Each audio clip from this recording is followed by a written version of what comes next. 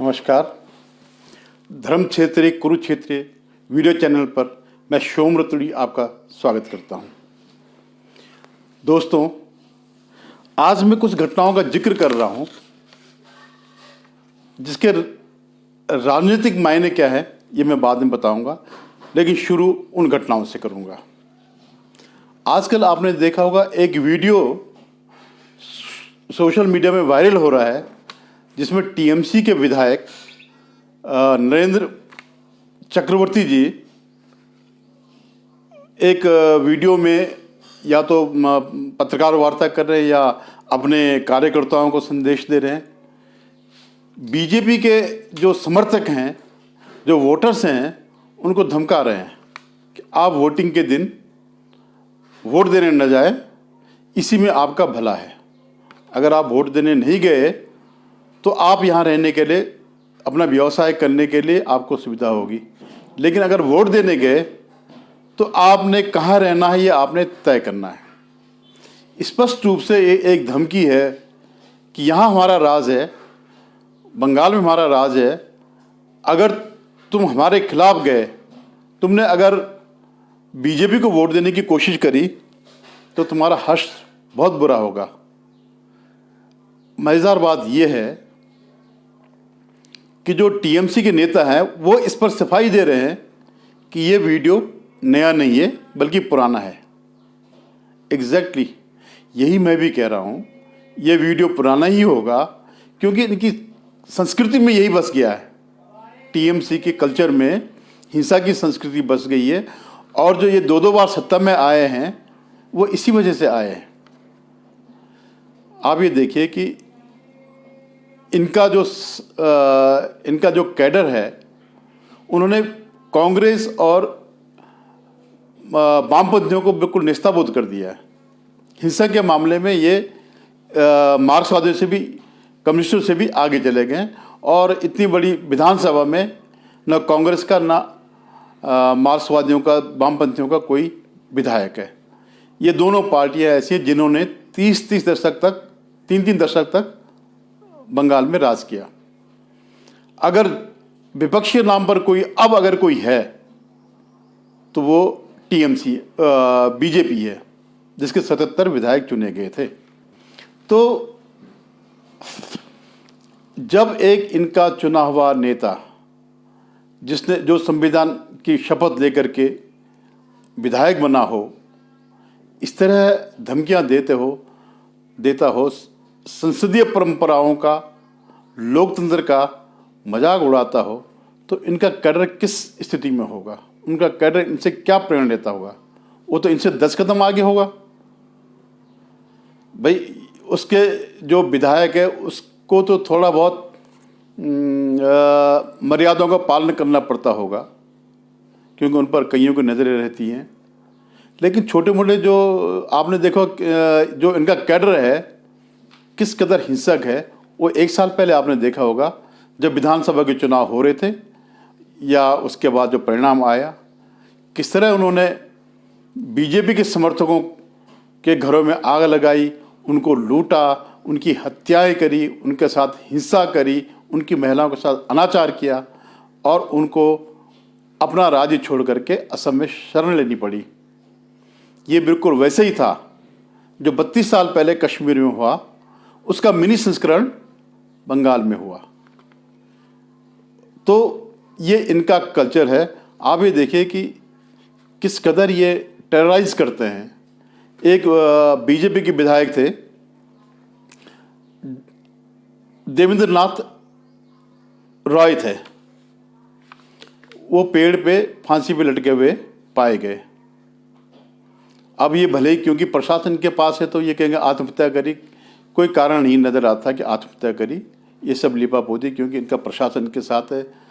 मतलब आप देखिए प्रशासन किस कदर के साथ है, पुलिस किस कदर इनके साथ है कि एक मामले में पुलिस कमिश्नर या डीजीपी के समर्थन में ममता बनर्जी धरने में बैठ गई केंद्र के खिलाफ कि इनके खिलाफ कोई कार्रवाई ना हो। तो जब वो इस कदर पुलिस के पक्ष में रहती हैं तो प्रशासन तो बिल्कुल एग्जैक्टली वही होगा जो ये लोग करेंगे, वो तो प्रतिबिंब होगा, वही हुआ।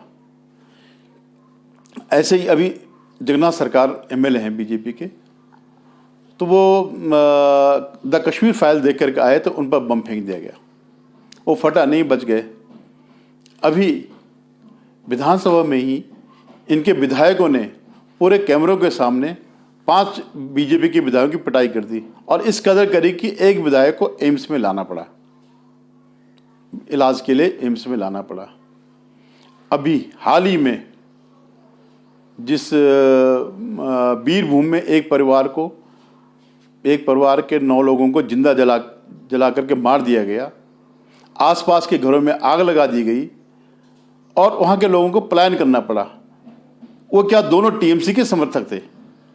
लेकिन ये इनका कल्चर है कि मार पीट, आगजनी। जब आपस में ही टीएमसी के कार्यकर्ता इस कदर हिंसक होंगे तो आप कल्पना कर सकते हैं कि विपक्ष के प्रति वे कितने हिंसक होंगे। अंत में कलकत्ता हाई कोर्ट को इसको संज्ञान में लाना पड़ा और उन्होंने सीबीआई जांच के आदेश दिए ताकि प्रशासन लीपापोती न करे, सबूत न मिटाए। ऐसे पिछली बार भी हुआ था, तब संज्ञान में नहीं लिया, लेकिन जब किसी ने सीबीआई की जांच की मांग करी तब हाई कोर्ट को सीबीआई की जांच के आदेश देने पड़े। तो ये टीएमसी का कल्चर है अपने विपक्षियों के खिलाफ। और आज की डेट में विपक्षी कौन है? बंगाल में केवल बीजेपी है। अब ऐसे कश्मीर में है, कश्मीर घाटी में। वैसे तो बीजेपी का कोई वहाँ कश्मीर घाटी में नाम लिया हुआ नहीं है, लेकिन हालिया जो स्थानीय चुनाव हुए जिसमें पंच सरपंच ये लोग चुन के आए, तो उनको जो अतिवादी तत्व हैं, उग्रवादी हैं, आतंकवादी हैं, चुन चुन करके गोलियों से मार रहे हैं। ऐसे क्या हुआ अभी हाल में पंजाब और हरियाणा में, जब ये मंडी के बिचौलियों का आंदोलन चल रहा था, तो पंजाब और हरियाणा में इनके विधायकों मंत्रियों को घुसने नहीं दिया गया, उनके लोकतांत्रिक अधिकारों पर ही प्रहार किया गया। आप चुने हुए आदमी को, चुने हुए विधायक को अंदर नहीं घुसने दिया अपनी संसदीय क्षेत्र में या कहीं भी जो है। अब मैं आपको, ये तो हो गई विपक्षी, दोनों विपक्षी राज्य हैं। विपक्ष माने इस सेंस में जैसे कश्मीर हालांकि केंद्र के अधीन है, लेकिन उससे एक सेंस से विपक्षी माना जाए। अभी यूपी में क्या हुआ? योगी जी लगातार दूसरी बार मुख्यमंत्री चुन के आए, बीजेपी लगातार दूसरी बार रिकॉर्ड तोड़ रूप से विजयी होकर के आए। तो वहाँ एक बाबर अली जो बीजेपी का समर्थक था, उसने बीजेपी की जीत पे मिठाई भी खिलाई, तो उसकी हत्या कर दी गई। अब जैसे लिपापोती होती, पॉलिटिकल कल्चर होता है, उसकी लिपापोती हो रही है जो विपक्ष वाले कि नहीं इनका आपसी झगड़ा था, लेकिन असल में ऐसा नहीं होगा, क्योंकि इन्होंने कसम खा रखी कोई भी वो नहीं करेगा, कोई भी हमारे समुदाय का बीजेपी को वोट नहीं देगा। ऐसे एक मुस्लिम महिला, उसने जो है, उन्होंने बीजेपी को वोट दिया और कह भी दिया होगा कि मैंने बीजेपी को वोट दिया, तो उनको उनका परिवार ही प्रताड़ित कर रहा है, तलाक तक की धमकी दी जा रही है। तो ये स्थिति है बीजेपी के खिलाफ किसी भी हद तक अमानवीय हुआ जाता है। अभी जब शपथ ग्रहण समारोह था योगी जी का, तो उस दिन भी दंगे और आगजनी के प्रयास किए गए। अब मैं बात करता हूं केरल की। केरल हिंसा के मामले में केरल ऐसा राज्य है, अगर हिंसा में टीएमसी एमफिल है तो केरल के वामपंथी वर्षों पुराने पीएचडी हैं। उनके लिए हिंसा तो विपक्षियों की हत्या करना बड़ी आम बात है। केरल में सबसे ज़्यादा बीजेपी और आरएसएस के कार्यकर्ता मारे गए, हत्याएं होती हैं, उनके साथ हिंसा होती है, हाथ पांव काट दिए जाते हैं, लेकिन ये कोई इशू नहीं बनता। क्यों? कि ये वो कहते हैं ये तो पॉलिटिकल कल्चर है। क्योंकि पॉलिटिकल कल्चर इसलिए है कि वहाँ पे वामपंथी मजबूत है, बीजेपी मजबूत नहीं है। अगर बीजेपी मजबूत होती है तब कहते हैं लोकतंत्र की हत्या हो रही है, तानाशाही हो रही है। लेकिन क्योंकि आज की तिथि में, आज के डेट में वो मजबूत हैं, तो उनके लिए ये कोई बहुत बड़ी बात नहीं है। तो केरल में तो बिल्कुल एक सामान्य सी घटना हो रखी है बीजेपी और आरएसएस वालों को मारने के लिए, उनके वोटर्स को धमकाने के लिए, उनके एक टेरराइज करने के लिए कि अगर आपने इनका समर्थन किया तो आपकी स्थिति ये होगी। अब इसी कड़ी में दो राज्य और आगे और आ रहे हैं, एक महाराष्ट्र और एक तमिलनाडु। हालांकि अभी इन राज्यों में हिंसा नहीं हुई है अभी, लेकिन उत्पीड़न का कार्य बराबर चल रहा है। आप याद करिए, अर्णब गोस्वामी रिपब्लिक के जो थे मालिक हैं, रिपब्लिक टीवी के, उनका कसूर यह था कि उन्होंने पालघर के साधुओं को जो लिंचिंग हुई, पीठ पर कट जो उनकी हत्याएं हुई, और दूसरा क्या था कि उन्होंने सोनिया गांधी का पर्सनल नाम ले लिया, एंटोनियो माइनो, जो उनका असली नाम है। उनको गिरफ्तार करके जेल भेजा गया, और किस तरह ऐसा बर्बर आक्रमण कर रहे थे, सारे डीजी वीजी वाजे जितने भी पुलिस प्रशासन था वो सब उनके पीछे पड़ गया। हाई कोर्ट तक से जमानत नहीं हुई और अल्टीमेटली सुप्रीम कोर्ट को न्याय देना पड़ा। तो ये उनका प्रशासन है। उन्हीं के गृह मंत्री या तो अनिल देशमुख थे या कोई दूसरा मंत्री जो भी रहा, उन्होंने यहाँ तक बयान दिया कि अर्णब गोस्वामी को आत्महत्या करनी पड़ेगी। अब आप सोचिए किस कदर ये लोग जा सकते हैं अपने विपक्षियों को प्रताड़ित करने के लिए। ऐसे सोशल मीडिया में जो बीजेपी समर्थक हैं उनके खिलाफ ये कार्रवाई प्रशासन करता रहता है।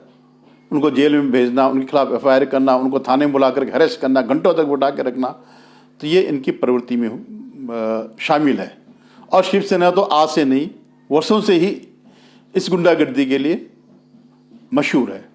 आपको ध्यान होगा, एक नेवी के ऑफिसर थे, उनका मुंडन कर दिया उन्होंने। ऐसे ये कहीं भी जाकर के पिटाई कर देते हैं। तो इसका आज तक तो ये एक छोटी पार्टी थी, आज ये सत्ता में आ गई तो बड़ी पार्टी हो गई। तो इनका अब ये बीएमसी लेवल से उठ करके राज्य के राजनीति में आ गए। तो जो हिंसा बीएमसी लेवल में थी, महाराष्ट्र में जो होते थी, मुंबई में जो ये हिंसा करते, अब वो पूरे महाराष्ट्र लेवल की हो गई है। अब इसी कड़ी में मुझे जो लग रहा है, तेलंगाना भी आने वाला है। तेलंगाना के जो मुख्यमंत्री सी चंद्रशेखर राव आजकल जो बयान वो दे रहे हैं, जो भाषा वो बोल रहे हैं, वो लगता है कि वो इसी रास्ते में बढ़ने वाले हैं। उनका भी ये है, यही निश्चित है कि ये ऐसा सब क्योंकि वो कमज़ोर पड़ रहे हैं। उनको लगता है कि और तो कोई वहाँ पर है नहीं, टीएमसी खत्म, टीडीपी खत्म हो गई है, कांग्रेस खत्म हो गई है, अगर वो चैलेंज करने वाला कोई है तो बीजेपी है। तो बहुत संभव है कि वो भी इसी रास्ते में चलें। अब मैं आपको बताऊं कि ये स्थिति क्यों आई। 2014 से जब से मोदी जी सत्ता में आए, बीजेपी दिन पर दिन मजबूत होती जा रही है। और इसके पीछे एकमात्र कारण मोदी जी का ईमानदार होना, उनका डेडिकेशन, उनकी कर्मठता, दिन रात जनता के हितों में काम करना, इससे बीजेपी मजबूत हो रही है। और ये लोग यह इनसे सहन नहीं हो पा रहा है। उनको लग रहा है कि अगर हम इस भरोसे रहे कि बीजेपी को गाली दे करके, मोदी जी को गाली दे करके कुछ करेंगे, या सीए टाइप का, एंटी सीए टाइप का दंगा करके, या किसानों को जो साल भर तक जो उन्होंने देश को बंधक बना के रखा, इससे हराएंगे, तो ये संभव नहीं है। तो अब वो इस रणनीति पे काम कर रहे हैं कि जो इनके समर्थक हैं उनको डराया जाए, उनको धमकाया जाए। जहाँ जहाँ विपक्ष सत्ता में है वहाँ के लोगों को, वहाँ के बीजेपी के समर्थकों को प्रताड़ित किया जाए। तो ये लाइन इन्होंने कहाँ से ली? आपको ध्यान होगा कि महाराष्ट्र में मुंबई और पुणे में कुछ माओवादी जेलों में 2-3 साल से बंद हैं। तो उनकी लाइन क्या थी कि वो इस बात को पहले ही समझ चुके थे कि हम राजनीतिक रूप से मोदी को नहीं हटाया जा सकता। तो उनका ये था कि बम से मार करके मोदी को ख़त्म किया जाए। तो वो नीति भले ही नहीं है कि बम से मार करके, लेकिन उसके विकल्प के रूप में विपक्ष मोदी को, बीजेपी को डाउन करने के लिए उनके समर्थकों को प्रताड़ित कर रहा है, उनके मन में एक टेरर पैदा कर रहा है। अगर तुम समर्थक हो तो हम तुम्हें तंग करेंगे। धन्यवाद। और अभी आप देखते रहिएगा, ये घटनाएं अभी आगे और होंगी। आप नज़र रखिएगा कि ये घटनाएं किस तरह से बढ़ती हैं और इसका क्या परिणाम होता है। मैं भी आपको समय समय पर बताऊंगा। धन्यवाद। अब आप इस मेरे चैनल को सब्सक्राइब करें, वीडियो को देखें, लाइक करें। एक बार और धन्यवाद। नमस्कार।